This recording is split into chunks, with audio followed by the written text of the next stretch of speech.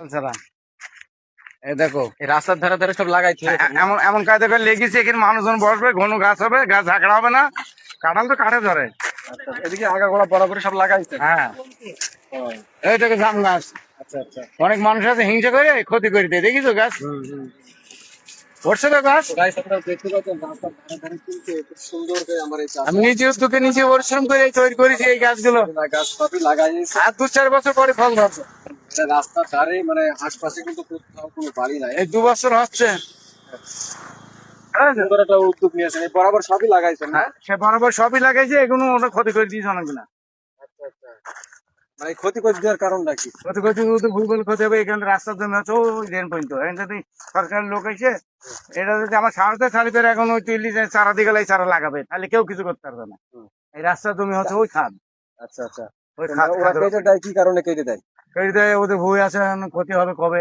যা ছায়াতে থাকবে উত্তরে, ছায়া তো দক্ষিণে যাবে না। এখন ভুই অলার করলে আমি কি করবো, কিছু করার নেই। আচ্ছা আচ্ছা, আসেন। এই কলটা কে দিয়েছে? এই কল এই কলটা নতুন মেম্বার নতুন মেম্বার দিয়েছে? নজরুল আচ্ছা। কি দেখার আছে এই রুম। উনি যেখানে থাকে ওনার ওই বাসস্ট্যান্ডে একটু দেখাবো। এই ঝড়ে বাবারে সব খেয়েছি নি বেড়াই। এই দেখো, হ্যাঁ,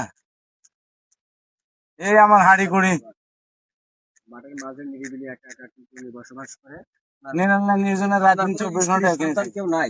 না, সন্তান আছে, তারা 1.5 থেকে 2 কোটি টাকা সম্পত্তি দিয়েছে, তারা এখন আমার মনে হয় চেনেই না। সমুদ্রে যার নামে যাবে তা চেনবে কি করে? বলে না পিতার ভাবে পুত্র ভাবে, পুত্র ভাবে পিতার ভাবে। এই দেখে না, তারা পাপ করছে।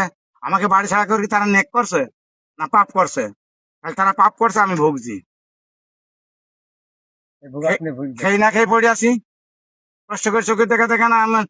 তারা কি দেবে? আমার তাই নিশে হারামি করেছে। আপনার আত্মীয় স্বজন যারা আছে তারা কিছু বলে না?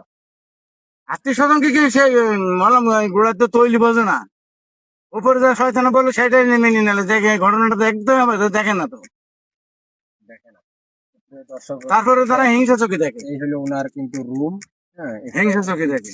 কি কি আছে এখানে? এই বই মই মাছ এটা সেটা এই যে আলু পেঁয়াজ এতগুলা কোথা থেকে পাইছেন আপনি? এসব নিয়ে এলাম, কুড়ি নিয়ে এলাম। মাঠের থেকে কুড়াইছেন? হম, ওইসব সেদিন যখন তুলছি তখন বইতে কুড়ি নিলাম তো। আচ্ছা আচ্ছা। ভিডিওটা ভালো লাগলে লাইক কমেন্ট শেয়ার করবেন।